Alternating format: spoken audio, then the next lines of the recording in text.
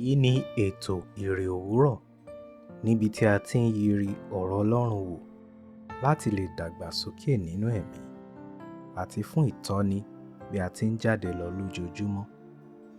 Ìwé Bíbélì Àjùmọ tí a tẹ̀ jáde láti ọwọ́ àjọ ìwé mímọ́ Scripture Union Nigeria ni à ń lò.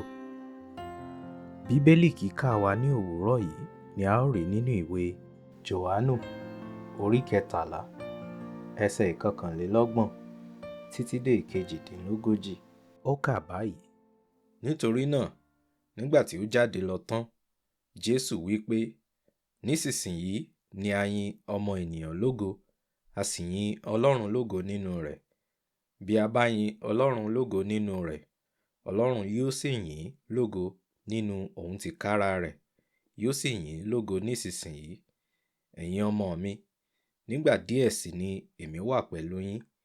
Ẹ̀yin yóò wá mi, àti gẹ́gẹ́ bí mo ti wí fún àwọn Júù pé, níbi tí èmi ń gbé ń lọ, ẹ̀yin kì yóò lè wà. Bẹ́ẹ̀ ni mo sì wí fún yín nísinsìnyí. Òfin tuntun kan ni mo fi fún yín, kí ẹ̀yin kí ó fẹ́ ọmọnìkejì yín, gẹ́gẹ́ bí èmi ti fẹ́ràn yín, kí ẹ̀yin kí ó sì fẹ́ràn ọmọnìkejì yín. Nípa èyí ni gbogbo ènìyàn yóò fi mọ̀ pé ọmọ ẹ̀yìn mi ni ẹ̀yin ń ṣe, nígbà tí ẹ̀yin bá ní ìfẹ́ sí ọmọnìkejì yín. Símónì Pétérù wí fún un pé, Olúwa, níbo ni ìwọ ń lọ? Jésù dá a lóhùn pé, níbi tí èmi ń lọ, ìwọ kì yóò lè tẹ̀lé mi nísinsìnyí, ṣùgbọ́n ìwọ yóò tọ̀ mí lẹ́yìn ní ìkẹyìn. Pétérù wí fún un pé, Olúwa, èéṣe tí èmi kò fi lè tọ̀ ọ́ lẹ́yìn nísinsìnyí? Èmi ó fi ẹ̀mí mi lélẹ̀ nítorí rẹ. Jésù dá a lóhùn wípé, ìwọ ó wá fi ẹ̀mí rẹ lélẹ̀ nítorí mi. Lóòótọ́ lóòótọ́ ni mo wí fún ọ, àkùkọ kì yóò kọ kí ìwọ kí ó tó sẹ́ mi nígbà 3. Òfin titun tí Jésù fún wa. Ẹsẹ̀ méjì àkọ́kọ́ nínú àyọkà wa òní fi hàn pé Jésù gbé ìgbé ayé rẹ̀ fún ìlógo Ọlọ́run. Ẹsẹ̀ 21 títí dé 22. Ẹ̀kọ́ Jésù ṣàlàyé yìí ní Mátíù orí 5 ẹsẹ̀ 16. Ìgbé ayé Àpọ́stélì Pọ́ọ̀lù jẹ́rìí sí èyí pẹ̀lú. Gálátíà orí 1 ẹsẹ̀ 24.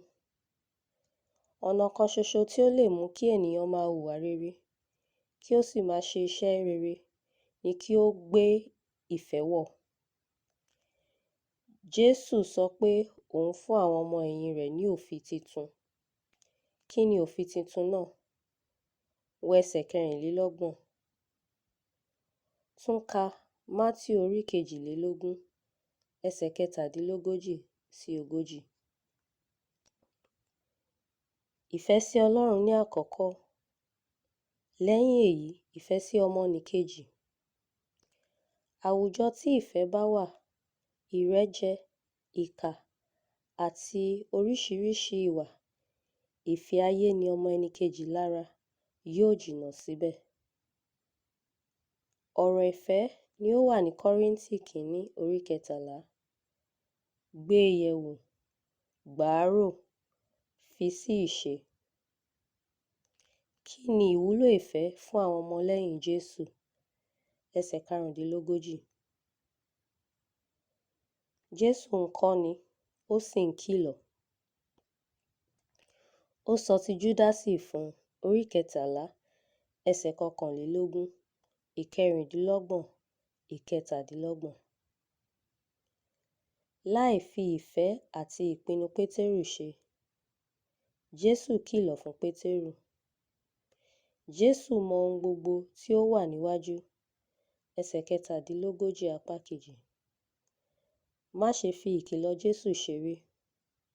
Ìgbà ewu yóò dé, àní ìgbà ewu ti dé. Tímótì kejì orí 3 ẹsẹ̀ 1 sí 5. Mátíù orí 24 ẹsẹ̀ 8 sí 14. Ṣọ́ra.